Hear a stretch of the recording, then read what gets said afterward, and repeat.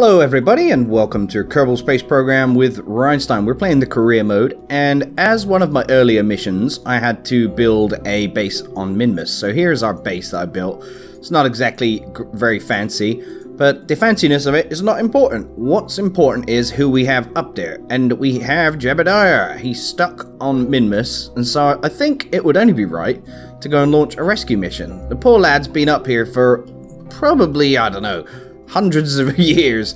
Well, actually, I'm about 85 game years in, so I would imagine he's been up here for about 50 years. So the man's probably due a retirement. So I think for this video, we're going to go and rescue him. So I'm going to show you the rocket we're going to take, and then we're going to do the entire mission in real time. Hopefully you'll enjoy joining me for that. While I'm here, though, I can take a surface sample. Let's keep that data.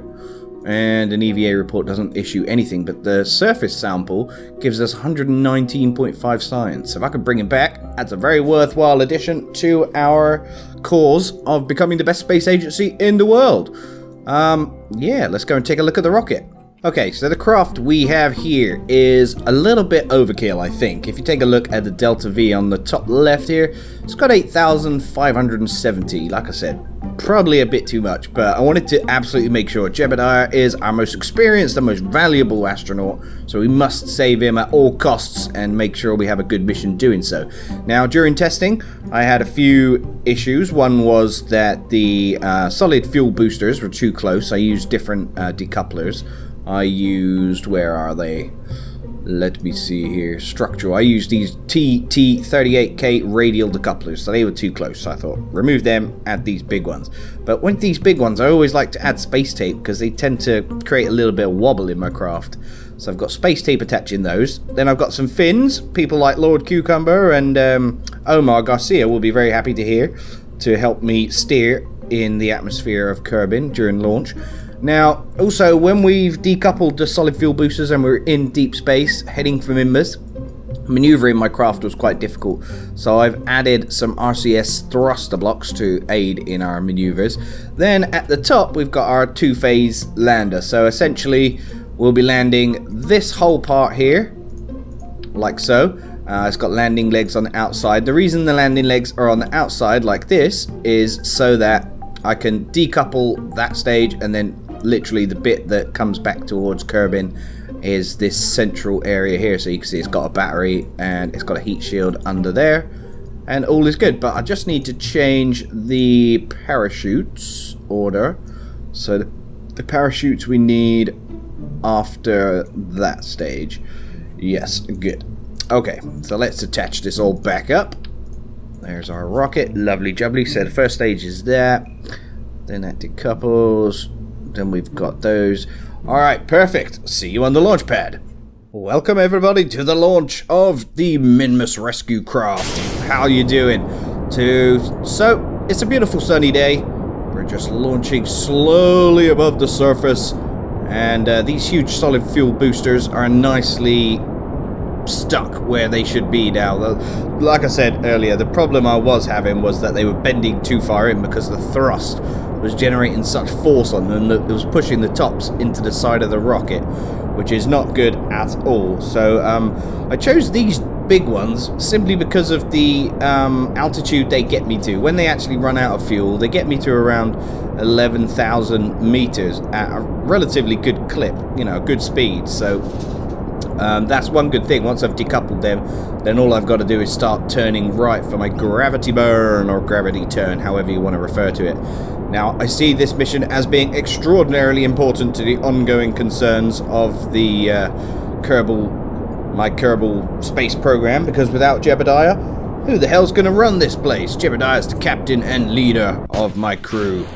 There we go, let's fire this big old booster here, and we can start tilting right. There we go, 13,000 meters, beautiful.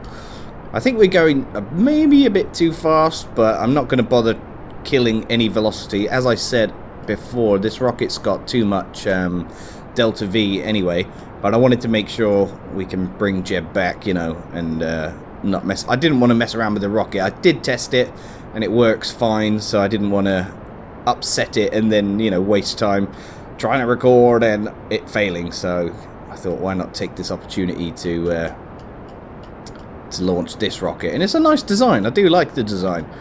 It's a bit different to what I would usually have. I don't normally have such a long central column. But it's all good. There we go. Look at that. We're nearly at an apoapsis of 75,000 potentially already. Lovely. So I'll cut my velocity there. And we can start creating our maneuver at our apoapsis. So this is, for those of you who are new and are, you know, not quite sure exactly what you're doing, this is how you create a orbit around Kerbin. The reason you want to create an orbit around Kerbin is because it makes it a lot easier to do transfers to Minmus or the moon. So let's just maneuver that. Okay, now we want to turn on my RCS. This is the part of my rocket that was really difficult to control. So if I show you here, now the RCS is working up here. Look at that. It looks rather sexy. Lovely jubbly. So we'll just wait for that to turn. And I'll turn off my RCS, I think, at that point. Oh, turn it back on. Just get it to a central point there. There we go. And now we can start firing our engines away. Yeah, so you need, in order to achieve orbit of Kerbin. Kerbin? It's called Kerbin. Yeah. In order to achieve orbit of Kerbin, you want to get a speed. So you can see the speed here just below the orbit where it says in the center on the nav ball. You want to get a speed of about 2200 meters per second. Then you'll be in a nice orbit without being sucked down into the gravity of Kerbin and your ship obliterated. You'll be safe out here. Now what I really like about this game is just watching the graphics, like just seeing us flying across the planet. I mean, in real life, when do we ever get the opportunity to see this sort of thing? Never. Now, as long as I just concentrate on making sure I don't overburn, so I don't go too far in my maneuver, then I'll be good. Alright, let's concentrate a little bit here. And bear with me, everybody. There we go. So that's not a bad orbit. Our periapsis is a little bit low. But what I'm going to do now is go out here and set my target as Minmus. Now what that gives me is these little green arrow type things. And it shows me that my ascending and descending node are plus and minus 5.9. Now that means that I'm on a weird orbit. If you look at the green line, that is the line of Minmus's orbit around Kerbin. And the blue line here is my orbit around Kerbin. And essentially, they're wonky. Look, mine goes over there, that one goes there. So, you want to create a maneuver at the ascending node. You don't necessarily need to do this, but I like to do it. I'm going the wrong way there. Now, what you're aiming for is to get this descending and ascending node degree to as close to 0 as possible. Now I'm happy with 0.1. The reason for that is it makes it a lot easier to create an encounter. It's a good technique to learn, I think, for later on in the missions when you want to go to further planets, because if you don't do it, then it can make it difficult to get an encounter. So yeah, it's worthwhile doing. Alright, let's speed up and get to our maneuver node. You can take a little look at the bottom of the screen there. Node in T is the time we're looking for. I wanted to get it to about 3 seconds and then do my burn. There we go, of 215 meters per second. And we're nearly there. Job done. Now let's check on the angle. There, look at that. I've managed to get it to 0. Brilliant. Okay, our periapsis is now at 68,000. Apoapsis 177,000. So we're good now. Now we need to work on getting an encounter with Minmus. Now, Minmus is going around Kerbin relatively slowly, so I'm going to take a guess and use a maneuver at the apoapsis and see if that gives us an encounter. Let's see. Looks like it's quite close. Yeah, look at that. Not bad at all. So if we just drag it a little bit that way. I'm just going to need to be a bit more precise here, I think. So let's zoom in. And there we go. Just decelerate a little bit. Just bear with me while I play around with this a little. Okay, let's see what that's done. Yeah, that's not good at all. I don't like that. Essentially, what I'm aiming for is a maneuver that has an encounter inside this green arc here. So let's see, does that do it? A little bit closer. A little bit closer. There we go. There's an encounter.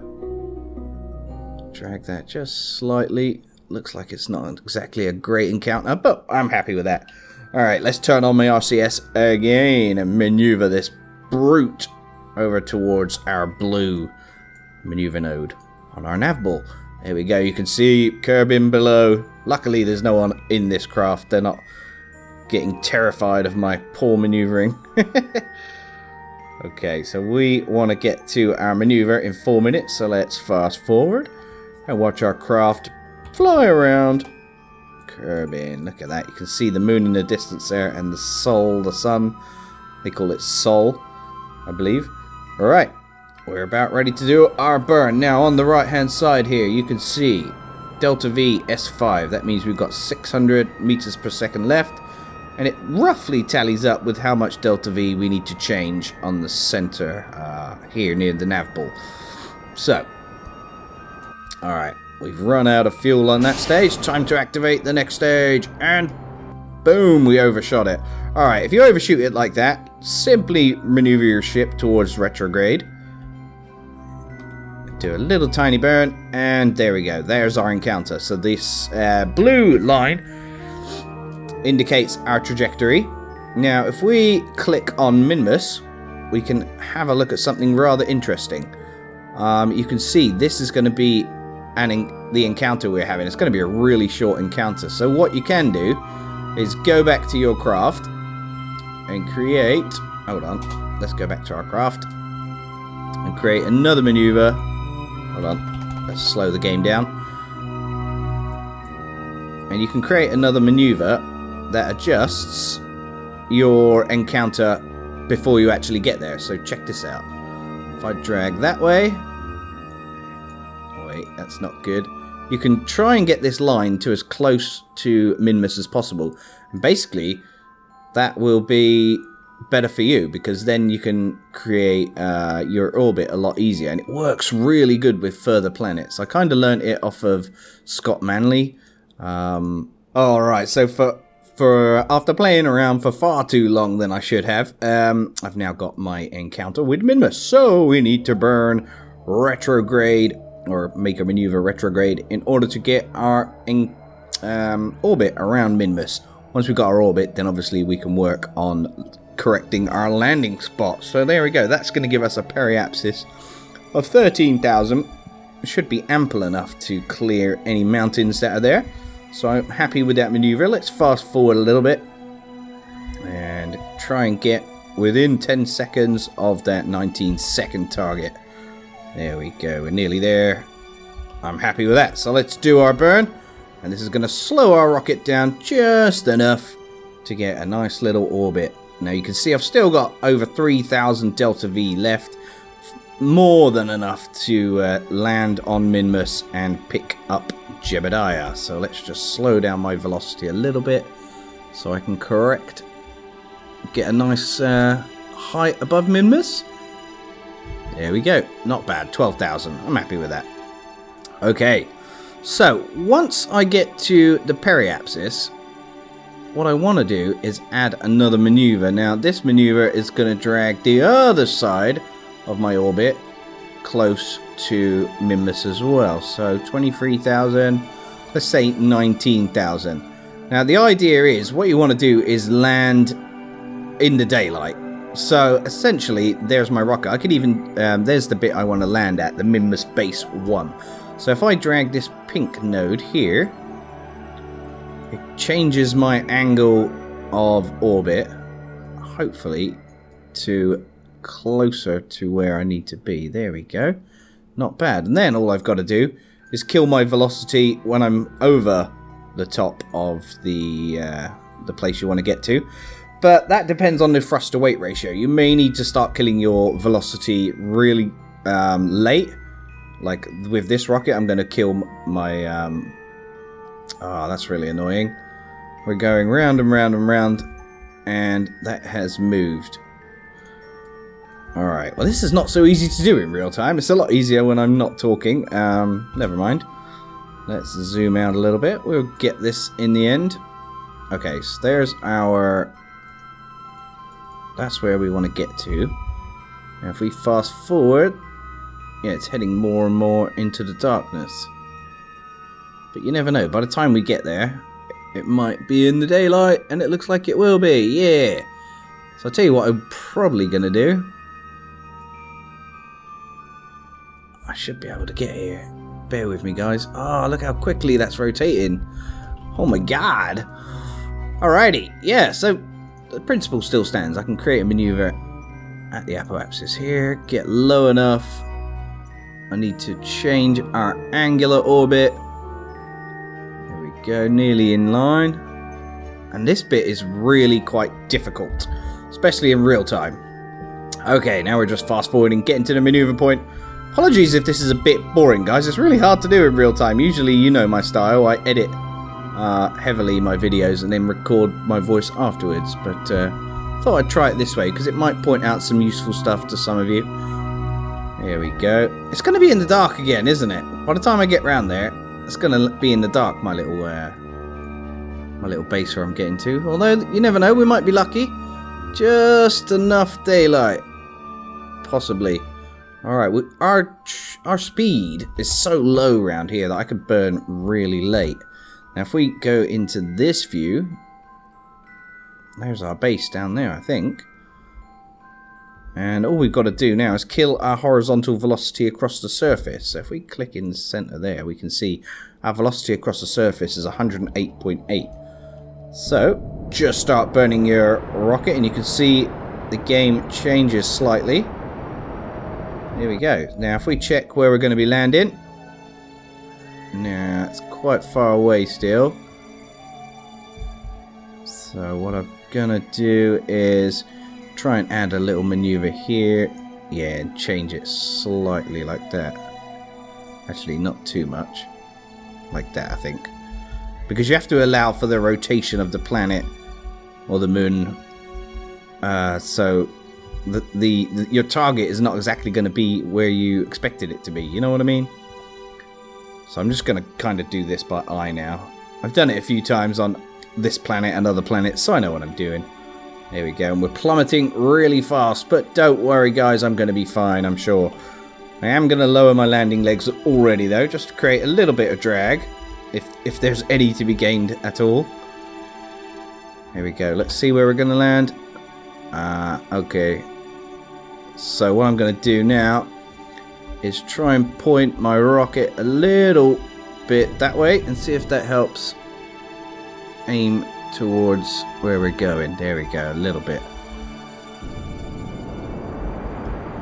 Okay, now this can waste a lot of fuel, so depends how comfortable you are with that and how much redundancy you've got built into your rocket. I built quite a lot into mine, so I'm happy with doing this. Now, if I can land, which luckily this planet is, you know, where our base is, it's on the flats, so it shouldn't be too difficult to land. But if you were landing in the dark on a more rocky planet, I wouldn't advise it. It'd be blooming difficult, I think. There we go. Let's just maneuver our rocket that way, so it's pointing towards where we want to go a bit more. Lovely. And we are plummeting slowly. Take a look at the top right hand corner there. You can see my altitude above the terrain is 1800 meters. So we're really close, and we're 1.8 kilometers away. So we might actually land dead on it. You never know. Alright, I'm just going to fast forward here. Now I'm going to stop. Just do a little burn just to correct as we fly above it. Turn it a little bit to face it. There we go. I think this is going to be a good landing. I just wish it was daylight. You can see the shadows falling on the mountains there. It's beautiful. At some point I do intend to show you the other planets that a mod has added to the game, and it looks pretty darn sweet, if I do say so myself. Alright, now I'm just fiddling around with the nav bolt, trying to get pointed towards where we want to be. You can see Minmus outpost is here. There's even a little flag telling us where it is. That's helpful. There we we go. Looks like we're going to whiz past it. So as we fly over it, keep an eye on your altitude. I'm 200 meters above. And I'm comfortable with the speed we've got here. And you can just see the reflection on the base there. Cool. Night landing. Could have done with some lights here. I would much rather have landed in the daylight. But I didn't want to faff about with adding lights and everything. So here we go. Look, you can just see a little bit of sun glowing over there. And we're 30 meters above the surface, coming in at a nice speed, 2 meters per second or less. Nearly landed. I think we've landed. I think we have. There we go. Beautiful landing. Right. Let's speed up the game, get some daylight.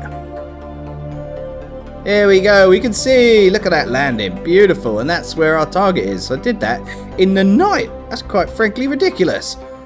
Right, Jeb. How you doing, mate? I'm alright. Not too bad at all, sir.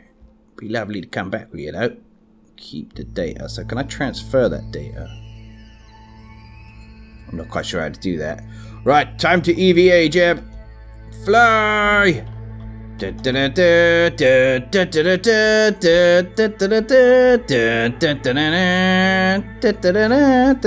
him. Because gravity's so low here, he can just fly like a mouse across here. Better check he's got enough propellant inside his suit. Yeah, he does. You have to be careful here not to land too fast on the ground, otherwise you will die. There you go, Jeb. There's your rescue rocket. There's no ladder for you, I'm afraid. We couldn't provide that. There we go. Move him down. And he's inside the escape vehicle. Lovely. Now it's just time to go back to Minmus. Go back to Kerbin, sorry, derp. Alright, now I'm not even going to eject these, what do you call them? These fuel tanks on the side. There's no point. So I'm just going to take off slowly. I wonder if I can get some more reports out of this. I'm EVAing as we're flying like a boss. Look at Jeb, he's gangster, mate. He's riding the side of the rocket as we fly up. Oh! That is epic. Can I get him to climb up? I don't want to go too far because otherwise we won't be able to catch up with the rocket. That's neat. Alright, now all we got to do is get a high enough velocity to escape the Minmus gravity, which is quite frankly tiny. So actually getting back from Minmus doesn't require much delta V at all. You might notice a huge change in delta V on my rocket. We did a quick trip around the sun. I had far too large of an escape velocity when I came out of Minmus and flew off for a quick jaunt around the sun. But anyway, once you get back into the sphere of influence of Kerbin, then you just need to focus on getting a landing spot. So it looks like I'm going to be landing in the ocean here. Our periapsis about 30,000 meters, which should take us through the atmosphere for long enough in order to slow our craft down enough so that it doesn't ping off further around the solar system like before. Alright, cool. This is really hard doing this in real time. I can't believe how hard it is. Looks like... Oh god, we're heading into the atmosphere. Oh god, turn that way. Yeah, phew. That was quick. Well, okay, yeah. So basically... What the hell's happening here? I want my heat shield pointing towards the atmosphere, towards where the heat is coming from. Bloody hell. I don't know what's happened here. Something blew off. I don't know. Jebediah is still alive. That's the main thing, right? And as long as I'm having fun, then it's all good. As long as our parachutes still remain in good condition as well. Looks like we're going to be slowing down enough, I'm pretty sure here. We're going through a lot of Kerbin's atmosphere. Our ablator is ticking away rather nicely there. Should have enough. I usually only take 40 or 60 ablator. It seems to be enough. You can change it in the build screen, which I believe is called VAB. There we go. Jebediah's nearly home safe. He's like, damn, you left me up there for 50 years. What the hell have you done to me, REinstein? I'm a broken man. Where's my wife? Where's my children? Blah, blah, blah. Poor old Jebediah. And now we're coming down to land in the middle of the ocean. Let's just do a quick look on our little science mod here. EVA report while flying low over Kerbin's water. If I do an EVA report now and try and get him to hold onto the side of this landing can at 125 meters per second, I would be an idiot. That's never going to happen. So let's just get a bit lower and we'll open our parachutes very soon. There we go. We'll get them to slow us down slightly. Look at Jebediah. He's going to have a nice soft landing, 3.6 meters per second. I wonder what that translates as in terms of miles per hour or kilometers per hour. Who knew? Well, Jebediah is nearly safe, so that is going to wrap it up from me. Thank you for watching. It's been a nice long episode. Hopefully you've enjoyed it. Please leave a like if you have, and consider supporting me on Patreon if you want, from as little as $1 a month. That would be immensely helpful because I'm kind of struggling to keep the channel alive at the moment. Yeah, have a great day, guys. Jebediah surely will. And just remember, no Kerbals were harmed in the making of this video. Goodbye.